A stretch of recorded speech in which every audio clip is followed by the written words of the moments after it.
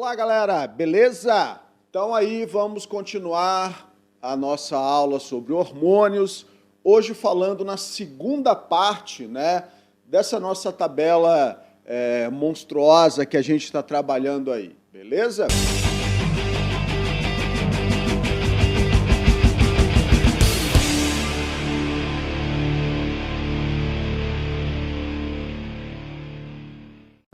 Olha só, hoje a gente vai estar falando agora, nesse momento, dos hormônios da tireoide, uma glândulazinha que a gente tem aqui na altura do pescoço.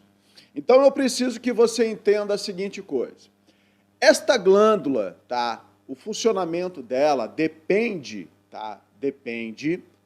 de uma estimulação de hormônios da hipófise, tá? Então o hormônio chamado de tireotrófico, que é liberado pela hipófise anterior, tá? Vai estimular a liberação dos hormônios da tireoide. Esses hormônios da tireoide, se você olhar nessa tela que está na sua frente, ele depende da presença de iodo, tá? Ele depende do iodo para a formação desses hormônios. Então você está vendo ali que o hormônio chamado de T4, tá? Chamado de tiroxina ou tetraiodotironina, esse hormônio, você pode observar aí na figura, tem 4 átomos de iodo, tá? 4 átomos de iodo. Esses iodos, né, são adquiridos aí, tá? Através da nossa alimentação, principalmente através do sal de cozinha iodado. Então a gente tem uma administração desse iodo no nosso organismo através da alimentação. Então, a gente vai conseguir a comida, tá? A gente vai conseguir o iodo através da nossa alimentação. Se você olhar essa foto agora que eu estou colocando para você, ela está relacionada com um problema, tá? Que não é com os 2 hormônios que nós estaremos falando aqui, mas é por falta de iodo na tua alimentação. Então, essa doença se chama bócio endêmico, tá? Bócio endêmico. Não é hipotireoidismo, hipertireoidismo. Não, bócio endêmico. O que eu preciso que você entenda? Para compensar a falta de iodo, essa glândula acaba sofrendo uma hipertrofia, ela aumenta de tamanho. Tá? Então, nós descobrimos isso ao longo da história, né, da medicina, que o problema era com o iodo. O que nós fizemos? Vamos comer iodo. Tá? Então, a gente colocou iodo numa alimentação que todo mundo tem acesso, num tipo de alimento que todo mundo tem acesso, que é o sal de cozinha. Então, aquele sal de cozinha iodado, o iodado é por nossa conta. Tá legal? Então, ainda que você coma sal do Himalaia, sal do lugar que você quiser, tá? Ele precisa ter iodo, porque senão vai dar problema nessa glândula. Então, olha o tamanho da glândula que fica aí, né, nesse esquema de compensação. Então, uma loucurada, tá? Então, vamos aí aos 2 hormônios, né, que a gente vai ter liberado aí pela tireoide. Então, o primeiro hormônio é o T3 e o T4, tá? Um vai virar o outro, tá? Então, o T3, né, a triiodotironina, vira T4 depois, que é o hormônio ativo aí, a tetraiodotironina, tá? Ou tiroxina. Então, esse hormônio, ele está relacionado, tá, com a regulação, tá? Da velocidade das reações metabólicas. Então, o teu metabolismo depende desse hormônio. Então, se faltar esse hormônio, tudo acontece mais lento. Tudo, mas você pode imaginar tudo. Todo gasto de energia, produção de calor, toda a parte de até raciocínio, cara. Tá? Hoje a gente está estudando aí e estamos verificando que existem certos casos de depressão que estão relacionados por falta de hormônio da tireoide. Tá? Então, às vezes, o cara está lá tomando um monte de antidepressivo e o problema é na tireoide. A tireoide está com problema, está faltando hormônio. Então, a gente vai ter uma regulação de velocidade de reações metabólicas, todas a partir desse T4 aí. Tá? Então, tanto que quando as pessoas vão verificar, principalmente aí essa questão de obesidade, né? O cara está mais gordinho, e aí vai verificar se não está com problema na tireoide. E às vezes está faltando esse hormônio. Então, Só que a falta de hormônio, né, vai gerar uma série de problemas, tá? Que a gente vai estar relacionando isso num pacote e vamos chamar disso de hipotireoidismo, tá? Inclusive, pode levar a quadros de retardo mental. Por isso que uma das coisas que a gente verifica no teste do pezinho é a presença dessa doença, um hipotireoidismo congênito. Então, se acontecer esse problema de falta de hormônio da tireoide lá no bebezinho ainda, ele já tem que começar a ser administrado esse hormônio. Para quê? Para evitar problemas como retardo mental, distúrbios de formação na pele, tá? Toda a parte de metabolismo como um todo, tá? Isso, então, é problemático, precisa ser tratado. Então, da mesma maneira que se o cara tivesse hormônio demais, ele literalmente vai ser um pincher, ele é completamente alucinado, completamente agitado, completamente ansioso, tá? Então, sai dos extremos, né? De um lado que não tem nada e do outro lado que tem tudo demais. Então, é um hormônio que regula a velocidade, tá? Então, algumas pessoas acabam tendo problemas na questão da tireoide, são obrigados a tirar essa glândula, né? Então, ela começa a aparecer lá, vou falar assim, numa linguagem bem clara aí, começa a aparecer tumores ali na glândula e aí, consequentemente, tem que acabar retirando, e aí o indivíduo não vai produzir mais esse hormônio, então ele vai ter que ingerir isso pro resto da vida. Tá?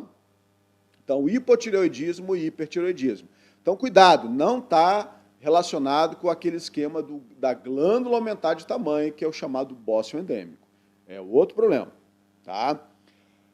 Outro hormônio que vai ser liberado aqui pela tireoide, aliás, é tireoide, por favor, não me chama de tiroide, tá? Ah, o cara tá com a tiroide, que legal, ele tem uma glândula, né? Só que não é a glândula, tá? É tireoide, tá? Não tiroide, por favor, tá? Tireoide, tá? Outro hormônio que a gente vai ter, então, aqui dessa glândula tireoide é a calcitonina. Tá? A calcitonina, então, o próprio nome já está falando, está relacionado com o metabolismo de cálcio. Tá?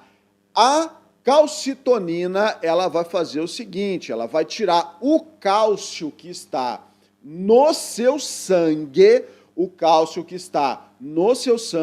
e vai jogar nos ossos. Tá? Vai jogar nos ossos e vai parar de eliminar via renal. Então, é o hormônio que vai estimular a calcificação, tá? Dos ossos aí. Então, a gente vai jogar cálcio nos ossos. Tá? Existe o seu antagonista. Tá? Só que o antagonista já é produzido pela nossa próxima glândula, que na realidade são 4 glândulazinhas que a gente vai encontrar ao lado da tireoide. Então, a gente chama de para ao lado da tireoide, paratireoides. Então, a gente tem 4 glândulazinhas pequenininhas do lado da tireoide. Então, essas 4 glândulazinhas, elas vão produzir agora o hormônio chamado de paratormônio. Tá? O paratormônio é o antagonista da calcitonina. Então, se a calcitonina tira cálcio do osso e tira cálcio do sangue e joga no osso, o paratormônio tira do osso e joga no sangue. Tá? Então, a gente tem que ter um equilíbrio de cálcio no nosso sangue, porque cálcio é utilizado em processo de contração muscular, cálcio é utilizado em processo de coagulação sanguínea, então o cálcio não é só para formar ossos e dentes. Tá? Então, o cálcio tem uma série de funções. Então, a gente precisa ficar regulando. Olha só, nesse desenho que você tem aí na sua frente, você vai verificar um mecanismo de controle.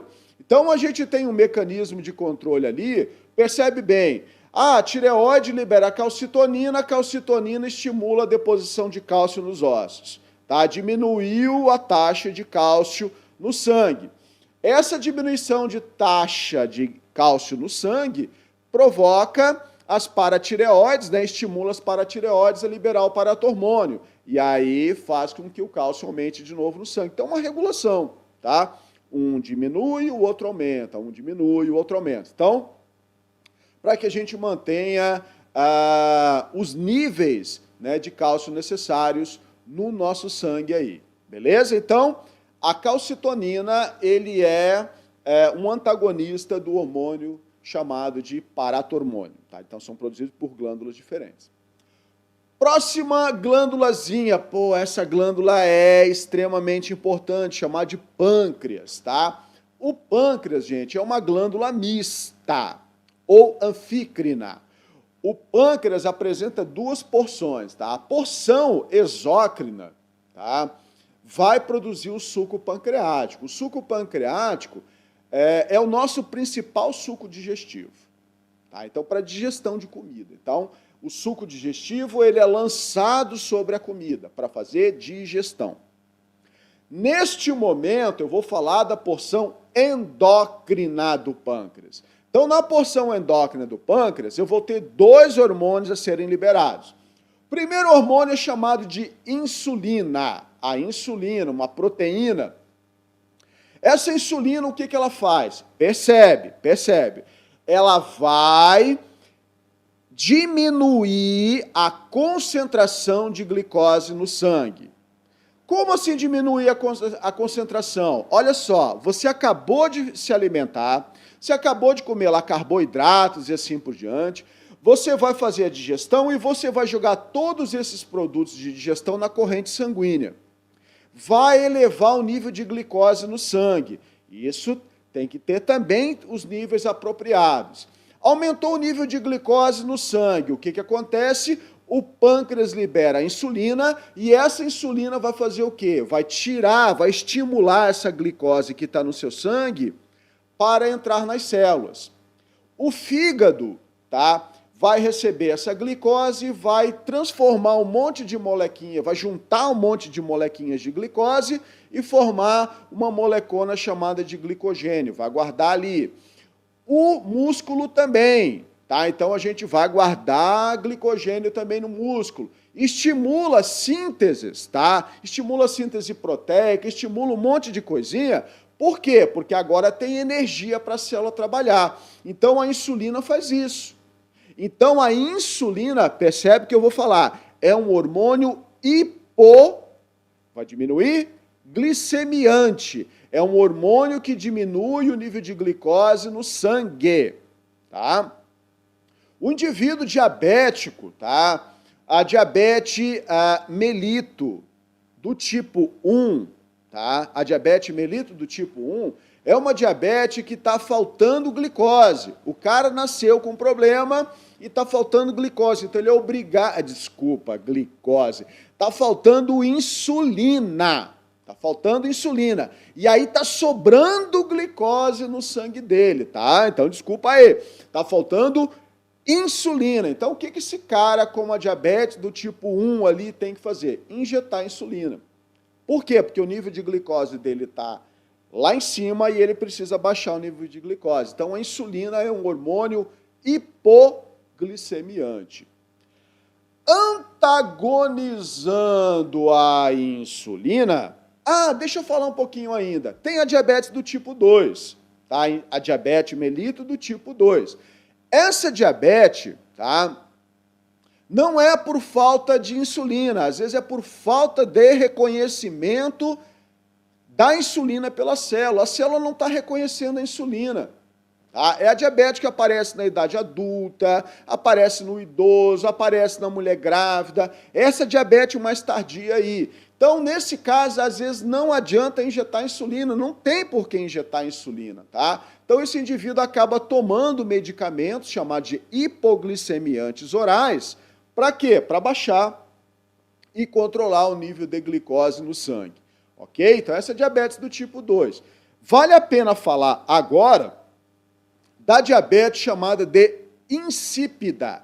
A diabetes insípida é por falta de hormônio antidiurético. Tá? Então, não tem a ver com o pâncreas.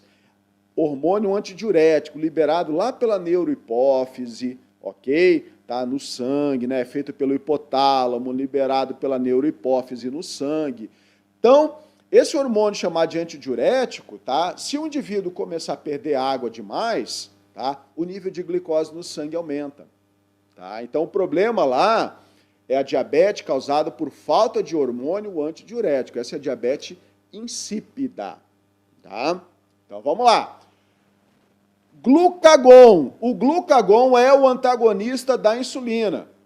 Tá? O glucagon é o hormônio que agora vai aumentar o nível de glicose no sangue. Por que que vai aumentar o nível de glicose no sangue? Porque agora eu preciso que chegue glicose nas células. Tá? Então, por exemplo, estou fazendo exercícios, então eu preciso gastar, tá, energia. Então, o glicogênio é degradado em glicose, essa glicose vai ser utilizada pelo músculo, a glicose que está no fígado vai cair na corrente sanguínea, vai chegar em todas as partes que o seu corpo precisa. Então, é um hormônio que antagoniza a insulina. Então, ele estimula a degradação do glicogênio em glicose. E aí, consequentemente, vai aumentar o nível de glicose no sangue. Este hormônio é liberado, por exemplo, na hora dos exercícios. Após a refeição, você libera insulina. Durante o exercício, você libera o glucagon. Então, olha só, o glucagon agora é um hormônio hiperglicemiante. Ele vai estar aumentando o nível de glicose no sangue. Ok? Olha também aí nesse esquema que eu estou botando na tela para você aí. Então, olha como funciona, tá? Então, o alimento, né, a gente tem ali, repetindo ali, ó, taxa alta de glicose no sangue, estimula as células beta do pâncreas, tá? Que vai estimular a liberação de insulina, tá? 65% das células, né, endócrinas do nosso pâncreas são as células beta, que produzem a insulina. Então, você está percebendo ali que vai, então, liberar a insulina e isso estimula a absorção de glicose pela célula. Se baixar a taxa de glicose demais no sangue, estimula as células alfa, 25% das células endócrinas do seu pâncreas. E aí estimula o glucagon, a liberação do glucagon. E aí o glucagon vai fazer o quê? Vai aumentar o nível de glicose no seu sangue. Estão entendendo aí, galera? Beleza? Então, vamos continuar aí o negócio. Vamos falar agora da glândulazinha chamada de suprarrenal, das glândulas suprarrenais, tá?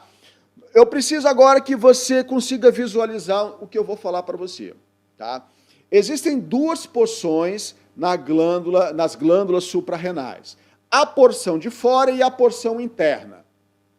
A porção interna você vai chamar de medula, a medula adrenal. E a parte de fora você vai chamar de córtex. Macetinho, pensa de medula, o Mzinho ali, de miolinho, tá? Medula é o miolinho. E córtex, o C de casquinha, tá? Então você tem a medula, o miolinho e o córtex, a casquinha, tá? Então vamos falar do miolinho, a medula. A medula vai produzir dois hormônios ali, tá? Chamado de adrenalina e noradrenalina, tá? Ou equivalentes aí, epinefrina e norepinefrina. O que esses hormônios vão fazer? Cara, esses hormônios atuam no sistema nervoso simpático, tá? Então é aquela nossa resposta à fuga, ao susto, tá?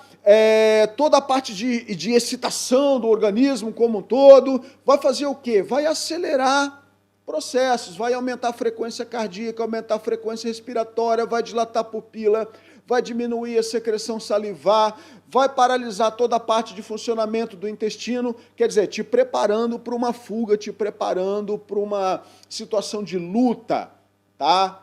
Então, isso é o que faz adrenalina e noradrenalina, elas atuam em conjuntos, uma atua mais em nível periférico, a outra atua mais em nível central. Então, de resumo, cara, é o que você precisa saber, acelerou o processo. A casquinha, o córtex, agora produz dois grupos de hormônios. Os glicocorticosteroides e os mineralocorticosteroides. Então percebe aí o nomezinho que eu estou falando, tá? Adrenalina e noradrenalina eram chamados de catecolaminas. Agora a gente vai ter o hormônio chamado de esteroides. Por que esteroides, professor? Porque são derivados ali do colesterol. Então, eu preciso do colesterol para a produção desses hormônios. Então, olha só. O glicocorticosteroide que eu vou trabalhar aqui com você é o chamado cortisol. Quando nós começamos a trabalhar o sistema endócrino, eu falei para você no cortisol. Tá? Então, é um hormônio que vai fazer o quê? Ele vai regular metabolismo de carboidratos, de lipídios, de proteínas, normalmente isso aí trabalhando. Mas ele é o nosso anti-inflamatório natural, ok? E um hormônio que trabalha com a supressão do sistema imunológico, tá? Tem hora que a gente vai ter que aumentar a produção de cortisol, diminuir a produção de cortisol, o teu organismo sabe como está fazendo isso. Mas lembra, quando você faz exercício em excesso, o nível de cortisol aumenta muito. Porque você precisa dessa ação anti-inflamatória, você precisa de uma regulação desse metabolismo como um todo, porém, excesso de cortisol faz o quê? Abaixa a imunidade. Tá lembrado que eu falei para você? Quando você faz exercício demais, a tua imunidade abaixa. Por quê? Muito cortisol. Quando você fica estressado, a tua imunidade abaixa. Por quê? Muito cortisol. Então, esses hormônios aí, eles são necessários nesse processo metabólico que nós temos aí diariamente. Algumas pessoas, tá, em processos, às vezes, alérgicos, né, relacionados com o sistema imunológico, respostas demais, né, excessivas aí, aos processos de alergia, o que acaba tomando, por exemplo, a questão da asma, em alguns quadros de rinites, a gente acaba fazendo a administração desses glicocorticoides aí, ou corticosteroides aí. Tá? Então, a gente pode fazer o uso nasal, quando a gente tem esses quadros de rinites, a gente acaba fazendo usos por via oral, né, tomando aí quando a gente tem esses processos de dermatites, então a gente tem processo de asma, então é o tal do corticoide que o pessoal fala. Ah, o cara está tomando corticoide, tem que ver qual é a razão. E algumas doenças inflamatórias graves, artrite reumatoide, a gente tem lá doenças como o lúpus, né, eritematoso sistêmico. Quem viu lá a série do Dr. House, né, toda hora ele falava em lúpus, né, sempre pensava nisso, era uma doença autoimune. Tá? Então, o teu organismo começa a achar, vamos falar assim, numa linguagem bem rápida aqui, simples, é como se o teu organismo começasse a achar que você é inimigo dele mesmo. Então, aí a galera usa corticoide pra caramba para diminuir a ação imunológica e tentar manejar esse tipo de doença, tá? Esse é o chamado cortisol. Existe um outro, agora uma outra classe de substâncias, né, produzida também pelo córtex, que é o chamado mineralocorticosteroide, ou mineralocorticoide. Aí nós temos um hormônio chamado de aldosterona. A aldosterona é um hormônio que vai fazer o quê? Ele vai trabalhar, tá, lá nos seus rins, tá, promovendo a reabsorção. Reabsorver, quer dizer, o teu rim estava jogando água fora, estava jogando sais fora, agora a aldosterona vai fazer com que isso volte para a corrente sanguínea. Então a gente vai fazer uma reabsorção de água e sódio, tá? Esse hormônio, ele trabalha no controle da pressão sanguínea. Então, a aldosterona é um hormônio que, juntamente com o antidiurético, trabalha no controle da pressão sanguínea. Então, a aldosterona está trabalhando com essa reabsorção de sódio, a excreção de potássio pelos rins. Tá? Então, tudo isso para que você tenha esse equilíbrio, né, hidroeletrolítico aí, basicamente, no seu sangue. Ok? Aldosterona. Nós temos agora hormônios também esteroides, tá? A gente tem agora falando num próximo grupo de glândulas, né, os testículos, onde a gente vai ter a liberação de testosterona. Quando a gente estiver falando do sistema genital masculino e feminino, né, a gente vai estar trabalhando todos esses hormônios de novo para ver como é que isso é liberado, né, nos ciclos aí como um todo, tanto nos testículos quanto pelos ovários. Tá? Então, a gente vai ter agora nos testículos, então, a liberação de testosterona, que é o hormônio que nos dá as características sexuais secundárias, masculinas. Tá? Então, o que é característica sexual secundária? É aquela que aparece depois, porque a primária é ter pênis, testículo, saco escrotal, é ter a característica masculina, ok? E a secundária é essa que aparece depois, a questão da barba, dos pelos, a mudança do timbre de voz, o aumento da massa muscular. Quer dizer, quando aquele menino deixa de ser um pirralho e passa a ter uma característica mais adulta, vamos falar assim, tá? Então, essa caracterização aí da criança para o adulto, né, é em virtude aí da testosterona acontecendo nos homens. Trabalha também com a questão da agressividade e a questão do impulso sexual. Tá? Então, são hormônios que estimulam isso. Tá? Então, você pode perceber, às vezes o menininho lá, né, tava lá, era um menininho bem tranquilinho, de repente começou a produzir testosterona, ele começou mais a querer ficar mais, e aí eu posso tudo, eu faço isso, eu faço tudo, eu brigo com todo mundo, né? Resolveu ficar mais agressivo, tá?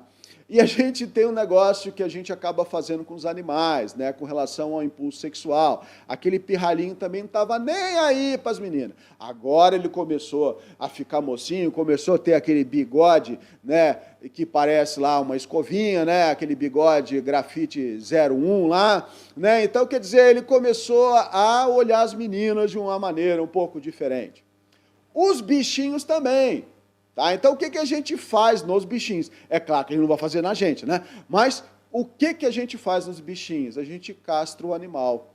Quando você castra o animal, castrou o cachorrinho, castrou o bezerrinho lá, o que acontece? As características masculinas, né, acabam sendo perdidas. Então, o animal perde a questão do impulso sexual, o animal fica mais manso, o animal começa a ganhar gordura, no caso do bezerro, lá do terneirinho, lá, ele começa a ganhar peso para quê? Para virar um boizinho lá, para depois ser abatido lá para a gente comer.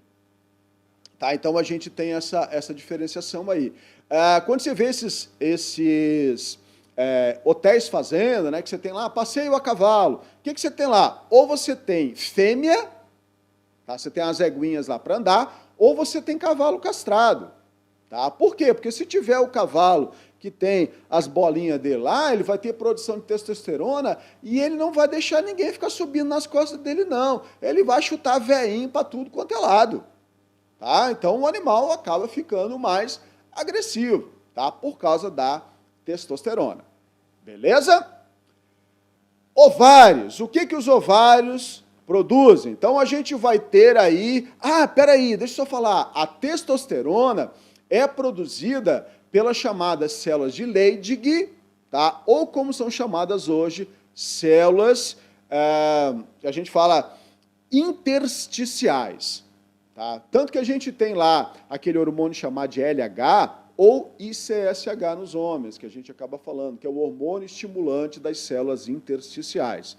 Essas células intersticiais, então, nos testículos ou células de Leydig, que são responsáveis pela produção de testosterona. Agora, falando aí dos ovários, tá? Nos ovários, nós vamos ter agora o que a gente chama ali de folículos ovarianos. A menina nasce com 200 mil a 400 mil folículos ovarianos, que ela vai utilizar durante a sua vida.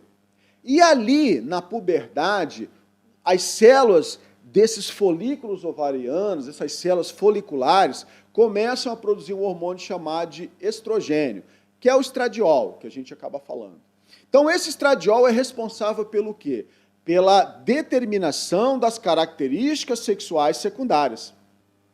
Então, a menina deixa de ser aquela pirralhinha, né, e começa agora a ter um corpo de mulher. Começa o desenvolvimento dos seios, a questão do quadril, começa o desenvolvimento de pelos, muda a timbragem da voz.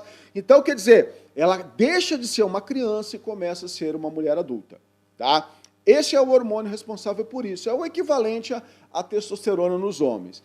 Porém, esse hormônio ele também trabalha com a formação da camada interna do útero, tá? Chamada de endométrio, tá? Que é uma camada interna de vasos sanguíneos e células, que é renovável a cada ciclo ovariano, que nós vamos falar lá na frente no sistema genital feminino, ok?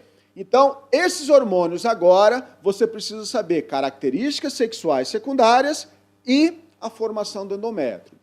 Quando aconteceu o processo de ovulação, aquelas células foliculares, por estímulo do LH, se transformarão no que a gente chama de corpo lúteo ou amarelo.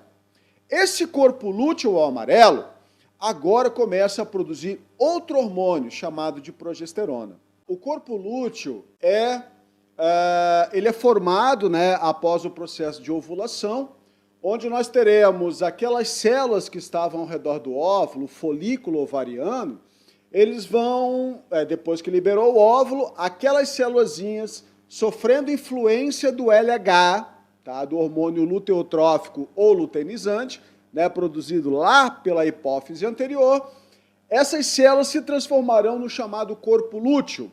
E o corpo lúteo agora começará a produzir um hormônio chamado de progesterona, continua produzindo estradiol, mas agora começa a produzir a progesterona, que vai fazer o quê? Vai segurar o endométrio, tá? A camada interna de células e vasos sanguíneos. Por que que vai segurar? Porque se acontecer o processo de fecundação lá nas tubas uterinas, o embrião vai se chegar para implantar, né, no endométrio. Então, o endométrio tem que estar ali, o endométrio tem que estar continuando o espessamento dele e ele vai ter que estar presente, né? E aí o embrião se implanta, tá? Se não tiver embrião, não tem nada para implantar, mas aí o que que acontece? Se o nível de progesterona abaixar, tá? Se o nível desse hormônio no sangue abaixar, isso vai provocar a descamação do endométrio, que é o processo de menstruação. Então, a menstruação nada mais é do que o processo de liberação do endométrio, né, que não foi utilizado. E por que que ele acontece? Porque o nível de progesterona baixa no sangue. Agora, caso haja o processo de implantação, esse nível de progesterona deve se manter elevado para quê? Para que aconteça, né, o processo de gestação. Então, a progesterona tem que se manter elevada, tá? Inicialmente, o corpo lúteo está produzindo, mas depois a própria placenta começa a produzir essa progesterona para a manutenção da gravidez. Legal?